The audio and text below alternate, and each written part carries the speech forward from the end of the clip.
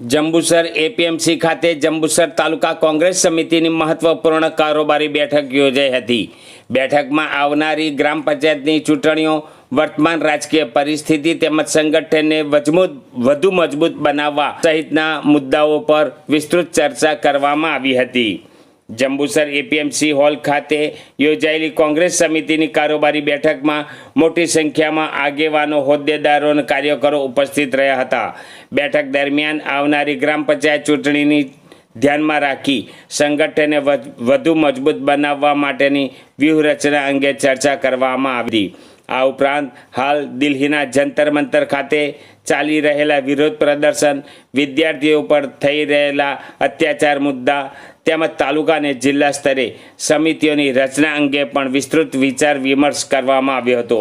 કોંગ્રેસના આગેવાનોએ કાર્યકરોને સંગઠનને વધુ સશક્ત બનાવવા અને જન સમસ્યાઓને લોકો સુધી પહોંચાડવા માટે સક્રિય કામગીરી કરવા અનુરોધ કર્યો હતો।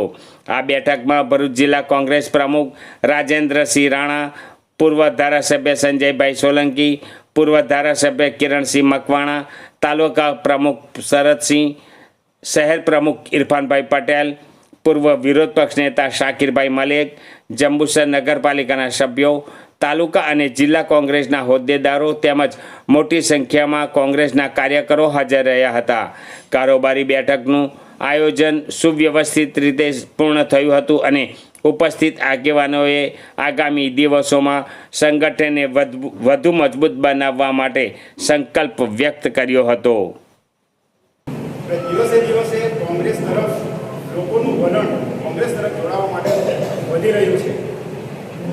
ભરૂચ શહેરમાં આ જે ચૂંટણી ગઈ એ ચૂંટણી દરમિયાન અમે ફર્યા છે ત્યારે અમને મોર દેન 75 યર્સ ઓલ્ડ 65 વર્ષ એટલે 70 વર્ષ 75 વર્ષની ઉંમરના લોકો મળ્યા છે। એ લોકોએ એવું કીધું છે કે અમે કોંગ્રેસનું શાસન જોયું છે, અને રિટાયર્ડ કર્મચારીઓ છે તો એવું કહે છે કે આજે જે અમારી પાસે અમે જે પેન્શન ભોગવીએ છીએ, પેન્શનની જે અમને સત્તા મળી છે એ કોંગ્રેસની દેન છે, આ કોંગ્રેસે આપેલું છે, ત્યારે આજે અમે આ કરી શક્યા છે। જ્યારે હાલની ભારતીય જનતા પાર્ટીની સરકાર નોકરી તો આપવા માંગતી નથી, પરંતુ જે આજની તારીખે જે નોકરીએ લાગેલા છે એ લોકોની પેન્શન પણ છીનવી લીધેલું છે। 2004 પછીની જેમણે સરકારમાં નોકરી લઈ ગયા છે એ લોકોને પેન્શનને પાત્ર નથી। એ લોકો એની જિંદગીના 25-30 વર્ષ સેવા માટે આપશે પણ એમને પેન્શન નહીં મળે। કેમ કે આ સદુત્યાશાહી એમણે કર્યું છે એટલા માટે।